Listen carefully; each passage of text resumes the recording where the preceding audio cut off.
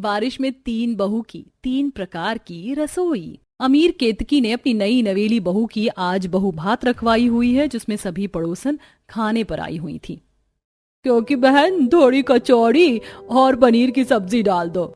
जी जी शीला बहन बस लाई। प्रज्ञा लाओ मैं लोई करती, तुम फटाफट से पूरी लगाओ।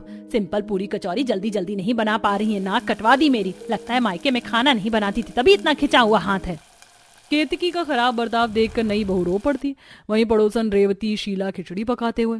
देख लो रेवती बहन, एक दिन की बहू पर ये कैसे हुक्म जता रही है, जबकि लड़की वालों ने भर भर कर दहेज चढ़ाया है तो भी बहू की कदर नहीं कर रही है।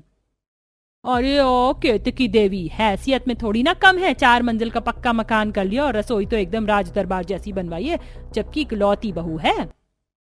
ये सब कुछ इसने अपने दम पर थोड़ी बनाया है, बल्कि ये जमीन तो इतने धोखे से हड़पी है। सुना है जमीन में काफी पुश्तैनी जेवर भी कड़े थे, उस पर भी हक जमा लिया। ये तो शांति का आचरण भला था कि वो सबर कर गई। असल में शांति केतकी सगी देवरानी जेठानी थी, पर जमीन के बंटवारे में केतकी ने आमीन जमीन नापने वाले को घूस खिलाकर जमीन का मजबूत सूखा भाग खुद हड़प कर दलदली धसा हिस्सा शांति को दे दिया, जो कि बारिश का मौसम शुरू होते दलदली हो जाता था। जब से बरसातें लगी हैं, ये रसोई दिन पर दिन जमीन में धंसती ही जा रही है। ऊपर से ये कच्ची मिट्टी वाली जमीन इतनी दलदली बन गई है, मेरा तो बड़ा मिजाज खराब हो रहा है। मन कर रहा है आज खाना बनाना ही छोड़ छाड़ दूं, पता नहीं कब रसोई पक्की करवाएंगे। गुस्से में बड़बड़ाते हुए आंच जोड़ने का प्रयत्न कर रही थी, तभी जोर जोर से बादल गरजने के साथ बारिश होने लगती है। ये भगवान, इंद्र भगवान को भी अभी बारिश लगानी थी। रात भर बारिश बरसने के बाद सवेरे जाकर तो छुट्टी थी, अब फिर चालू हो गई। बारिश के मौसम में खुले में खाना पीना बनाने में बड़ी समस्या है। तभी जेठानी केतकी शांति को जलाने के लिए प्लेट में नाना प्रकार का खाना डालकर लाती है। रहने दो शांति, इतनी आंधी बारिश में तुम्हारा चूल्हा तो जलने से और खाना पकाने से रहा। खैर मेरी बहू की बहू भात का खाना लेकर आई हूँ, सह परिवार खा लेना। तुम्हारे घर का मुझे एक चुटकी नमक भी नहीं चाहिए, ना ही मेरा परिवार ये खाना खाएगा। तुम्हारी बहू की पहली रसोई का खाना तुमको मुबारक हो। आज के बाद मेरी चौखट पर कदम भी मत रखना। शांति केतकी को अपने आंगन में आने के लिए बहुत अपमानित करती, जिस पर केतकी अकड़ती हुई तंज कसती है। रस्सी जल गई पर बल नहीं गया। मैं तो तरस खाकर खाना देने चली आई थी, पर किसी ने ठीक कहा कि कुत्तों को घी हजम नहीं होता। तुम और तुम्हारा गरीब परिवार नमक रोटी खाने के ही लायक हो। ये शुद्ध देसी घी की पूरी कचौरी तुम जैसों को कहाँ बचेगी? बचेगा तो तुम्हें भी नहीं। तुमने जो मेरी तीनों बेटों का हिस्सा खाया है ना, जो जमीन धोखे से हड़प के बैठी हो, भगवान सब देख रहा है। उसकी लाठी में आवाज नहीं होती। सच सुनकर केतकी को बर्दाश्त नहीं होता, जिसके चलते वो शांति की गरीबी की खिल्ली उड़ाती है। तुम तो केवल अपने तीनों कुंवारे बेटों की परवाह करो। इस दलदली और धसे घर जमीन में कौन तुम्हारे बेटों को ब्याहने के लिए अपनी बेटी देगा? सारी जिंदगी मिट्टी का चूल्हा फूकोगी, कभी पक्की रसोई का मुंह नहीं देख पाओगी।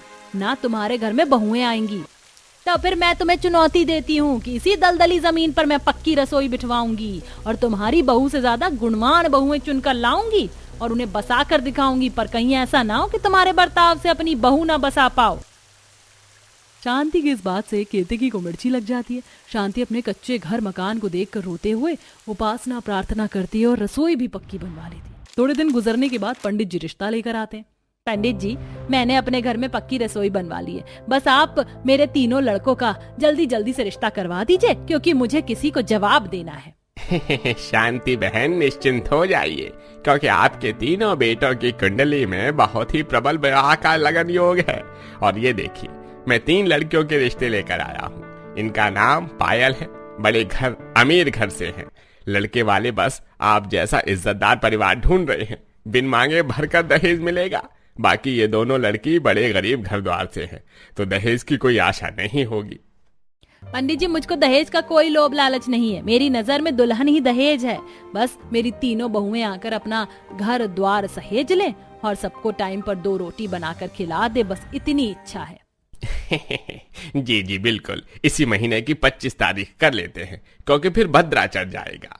तय हुई तिथि पर चटपट शादी करवाकर शांति तीनों बहू को ले आती है, जिसमें बड़ी बहू पायल दहेज में रसोई का सामान भरकर लाई थी। आ जाओ मेरे घर आंगन की लक्ष्मियों, तुम तीनों का स्वागत है। बड़ी बहू, पहले तुम कलश गिराकर गृह प्रवेश करो। ओके मम्मी जी। जैसे पायल कलश गिराने के लिए आगे बढ़ती है तो बरसात के चलते चौखट पर जमी काई पर सैंडल स्लिप होकर दलदल वाली जमीन में धंस जाती है। या मेरी इतनी कॉस्टली सैंडल पर कीचड़ कीचड़ लग गया। तभी केतकी अपने पक्के मकान में से हंसी उड़ाती है। क्या मजा आया, कीचड़ में कमल खिल गया। दलदल वाला ससुराल चुना है तो ये सब झेलना पड़ेगा। देखना जेठानी, आज तुम मेरे हालातों पर हंस रही हो ना, मैं भी तुम पर हंसूंगी। दोनों गरीब बहुएं अमीर वाली को सहारा देकर निकालती हैं। जेठानी जी धीरे धीरे पैर बाहर निकालिए। पता नहीं डैडी ने क्या देखकर इस परिवार में मेरी शादी की है, ये दलदल और कीचड़ देखकर मुझे घिन चढ़ रही है। योग शुभ लक्ष्य, अपनी पत्नी को लेकर कमरे में जाओ। जी माँ। आओ संगीता। बहुओं कल तुम तीनों की पहली रसोई, इसीलिए समय से उठ जाना।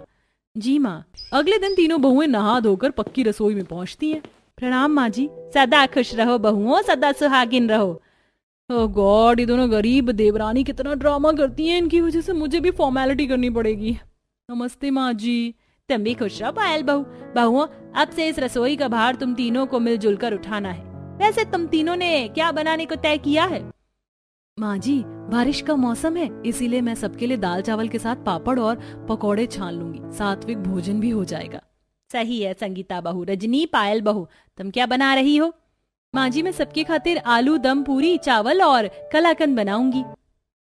मम्मी जी मैं सबके लिए फ्रूट केक बेक करने जा रही हूँ। चलो सही है, आज तीन बहू के हाथ का तीन अलग स्वाद का खाना चखने को मिलेगा। तभी रजनी गैस चूल्हे पर जैसे ही कढ़ाई चढ़ाती है बड़ी बहू हटते हुए, हद है, तुमने अपना बर्तन कैसे चढ़ा लिया? पहले मुझे पकाने दो, मैं इस घर की बड़ी बहू हूँ। पायल का टेढ़ा बर्ताव देखकर रजनी भड़क जाती है। जेठानी जी हम रिश्ते में आपकी देवरानी हैं, तो ये मतलब नहीं है कि आप दामन चलाएंगी। रसोई में जितना अधिकार आपका है उतना ही हमारा भी। कहते हुए रजनी दोबारा कढ़ाई चढ़ाती है। चिढ़कर पायल पटक देती है। तुम्हें समझ में नहीं आ रहा है? सासू माँ, इस पक्की रसोई में केवल मैं अकेले खाना पकाऊंगी और मुझे ये पुराने बर्तन भी नहीं चाहिए, क्योंकि मैं अपने दहेज में लाए हुए रसोई के उपकरण इस्तेमाल करूंगी। तीनों बहू में रसोई को झगड़े की जड़ बनते देख शांति समाधान निकालती है। रजनी बहू, संगीता बहू, चलो मैं तुम दोनों को दूसरी रसोई दिखाती हूँ। रजनी संगीता शांति के पीछे पीछे आंगन में आती हैं, जहाँ आंगन का एक हिस्सा बिल्कुल धंसा था पर दूसरा दलदल वाला था, जिसे देख संगीता गुस्से में, माँ जी ये तो बिल्कुल भेदभाव है। पायल पक्के आरामदायक रसोई में खाना बनाएगी और हम ऐसे खुले में बारिश के मौसम में कैसे बनाएंगी? बहू मैं तुम्हारे आगे हाथ जोड़कर विनती करती हूँ, इस कुल खानदान की इज्जत तुम्हें ही रखनी है, वरना तुम्हारी ताई सास को टिप्पणी करने का मौका मिल जाएगा। संगीता रजनी समझदारी दिखाते हुए उस स्थान पर खाना बनाती हैं। रजनी जैसे ही दलदल वाली जमीन में ईंट रखती है तो जमीन के अंदर आधा वो गड़ जाता है। ये भगवान, ये ईंट आधा जमीन के अंदर, आधा धंस गया, मैं कैसे खाना बनाऊंगी? जहां दलदली जमीन में रजनी का चूल्हा नहीं बन पा रहा था, तो वहीं घर में जमीन में चूल्हा होने की वजह से संगीता सुलगा नहीं पा रही थी। हे भगवान, ये जमीन बरसात से एकदम सर्द गई है, जमीन में गर्माहट ही नहीं है, चूल्हा कैसे पकाऊं? अरे भाई और कितनी देर लगेगी? अभी तक खाना नहीं पका क्या? जी बस थोड़ी देर दीजिए बाबूजी, बनने वाला है। परेशान से होकर दोनों बहुएं कोठरी में आती हैं, जहां बोरी के अंदर सूखा भूसा पड़ा हुआ था। इससे बात बन जाएगी। रजनी का चूल्हा भी दलदली जमीन में नहीं बन पा रहा है, उसे भी दे देती हूँ। संगीता सूखा भूसा निकाल कर ले जाती है, जिसे रजनी जमीन में डालकर चूल्हा बनाती है और संगीता को आंच लहक जाती है। धन्यवाद अन्नपूर्णा माँ, मेरी धसी रसोई में सहायक होने के लिए। दाल चावल तैयार होने वाला है, मैं फटाफट से पकौड़े के बेसन खोल लेती हूँ। मंजली जेठानी जी देखिए, अन्नपूर्णा माँ की दया से मेरी पूरी कितनी फूली फूली बन रही है। मेरा खाना लगभग बनने वाला है, पकौड़े तलने हैं। मेरी भी आलू दम पूरी तैयार होने वाली है। दोनों गरीब बहू की रसोई से उड़ते हुए खाने की खुशबू से पायल जलकर खाक होकर कहती है, ऐसे मानना पड़ेगा इन दोनों को, तो कौड़ी की देवरानियों ने दलदल और धसी रसोई में भी पहले रसोई कर ली, लेकिन मुझे फेल कर सकती है। बस मेरा ड्राई फ्रूट केक रेडी है, बस इसे बेक करने को रख देती हूँ। पूरा फेस चिपचिपा कर लिया है मैंने, वैसे इस केक को बेक होने में तो टाइम लगेगा, तब तक टचअप कर लेती हूँ। पायल कमरे में जाकर मेकअप करने लगती है, जिसके चलते केक ज्यादा सिककर जल जाता है। तब तक दोनों बहू टेबल पर खाना लगा चुकी थी। वाह, तुम दोनों ने बहुत ही स्वादिष्ट खाना बनाया है। धन्यवाद जेठ जी। सच में संगीता बहू, तुम्हारा दाल चावल बहुत स्वाद है, तुम्हारी पूरी आलू भी अच्छी है। चूल्हे पर बने खाने का स्वाद ही अलग होता है, क्यों शांति? जी बिल्कुल। तभी पायल केक लेके आती है। सॉरी मम्मी जी, पापा जी, मुझे थोड़ा टाइम लग गया, सब लोग केक खाइए। केक का रंगत देखकर सभी सदस्य मुंह बना लेते हैं। पायल, तुमने तो कहा था कि तुम फ्रूट केक बना रही हो, लेकिन ये तो चोको लावा केक जितना काला बन गया। भट्टी में पकाया है क्या? ये सुनकर संगीता रजनी मुस्कुरा देती हैं। लक्ष्य, अभी तुमने केक टेस्ट नहीं किया है और मेरी इंसल्ट कर रहे हो। मम्मी जी, पापा जी, आप सब एक बाइट तो लीजिए। पायल की जिद करने पर सब लोग केक खाते तो हैं, पर कड़वा होने के चलते उगल देते हैं। थू थू थू बहू, ये तूने कैसा कड़वा नीम जैसा केक बनाया, जला जला सा जायका आ रहा है। माँ जी, ये केक ऐसे ही बनता है। आप लोगों को ये तेल वाला पूरी सब्जी हजम है। जेठानी जी अपनी गलतियों पर पर्दा डाल रही हैं, जबकि केक जल चुका है। इसी प्रकार दिन गुजरता है। बारिश के चलते अक्सर दोनों गरीब बहू को भीग कर खाना बनाना पड़ता है, जबकि पायल पक्की रसोई में मजे उड़ाते हुए खाना बनाती है। आज तो थोड़ी देर के लिए भी मौसम साफ नहीं हुआ है। आंगन में इतना पानी जमा हो गया है कि सारा सामान तैर रहा है। मेरी तो रसोई की मिट्टी बारिश में इतनी बह गई है कि रसोई और धंस गई है। तभी दोनों को भीगते हुए खाना बनाते देखकर केतकी आग में घी डालती है। तुम दोनों की हालत देखकर मुझे तुम पर तरस आ रहा है। तुम दोनों गरीब घर से आई हो, इसीलिए तुम्हारे साथ भेदभाव करती है और इस दलदली धसी रसोई में खाना पका रही है। आंटी जी, हमने आपसे राय सलाह मांगी क्या? हम अपनी रसोई में कैसे भी खाना बना लेंगे और हमें बारिश में खुले में खाना बनाना पसंद है। मेरा तो कोई भी फेंका हुआ पासा काम ही नहीं कर रहा है। कैसे तुड़वाया जाए इनका घर? गुस्से में लाल पीली सास अंदर आती है, जहां प्रज्ञा बोलती है, माँ जी देखिए ना, आज कितनी सुहानी बारिश हो रही है। आपकी इजाजत हो तो पकौड़ी बना लूं। तभी कंजूसी करते हुए केतकी कहती है, हाँ हाँ, क्यों नहीं बहू, तेरे बाप ने मेरा रसोई में अनाज का कोटा भरवा रखा है और तेल तो कोलू खुलवा रखा है। जो फालतू में चीज सामान बर्बाद करने पर तुली है। कोई पकौड़े नहीं बनेंगे, खाना बना ले चूल्हा डालकर। दरअसल केतकी अपनी बहू को बहुत दुख देती है, लेकिन ये बात चार दीवारी के बाहर किसी को खबर नहीं थी। नाप जोख कर थोड़े राशन में खाना बनाने में प्रज्ञा को आधा पेट खाकर गुजारा करना पड़ता, जबकि गरीब हालातों में भी शांति ने अपनी तीनों बहू पर खुली रसोई छोड़ रखी थी। अरे पायल बहू, तब से रसोई में जमी पड़ी है, अभी तक तेरे पकौड़े नहीं बने क्या? पकौड़े बना रही है कि बीरबल की खिचड़ी? बस लाई मम्मी जी, हे भगवान, हो गए मेरे करारे पकौड़े तैयार। कच्चे पक्के पकौड़े बनाकर पायल सबको परोसती है। गर्मा गर्म पकौड़े हाजिर हुए। अरे बहू, ये कैसी पकौड़ी बनाई है तूने, लाल काली सी?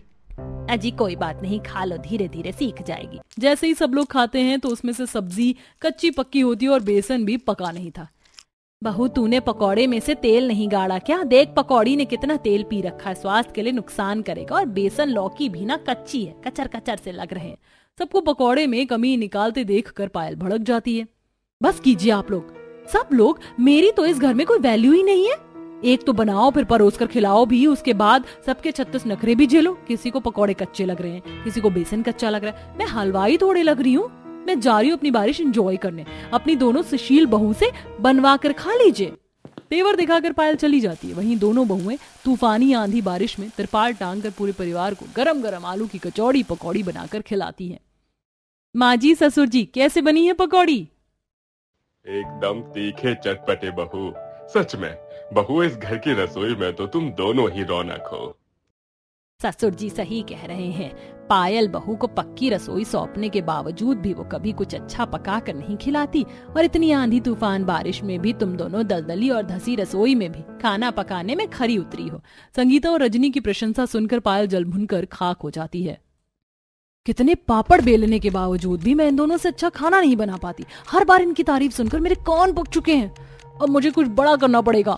एक दिन जब दोनों बहू खाना बना चुकी होती हैं, तभी तेज आंधी बरसात का फायदा उठाकर दबे पैर पायल आंगन में आती है। बस आज मैं इन दोनों का चूल्हा तोड़ दूंगी, फिर देखती हूँ दोबारा से इस दलदल और धसी जमीन में कैसे खाना बनाती हैं। जलन से भरकर पायल जैसे ही रजनी की रसोई तोड़ने की कोशिश करती है, तभी दलदल वाली जमीन में तैरते हुए जोक उसे जकड़ लेते हैं। आई मम्मी, ये जोक कहाँ से लिपट गए? अपने मकान में से सारा तमाशा देख कर केतकी खुश हो रही थी।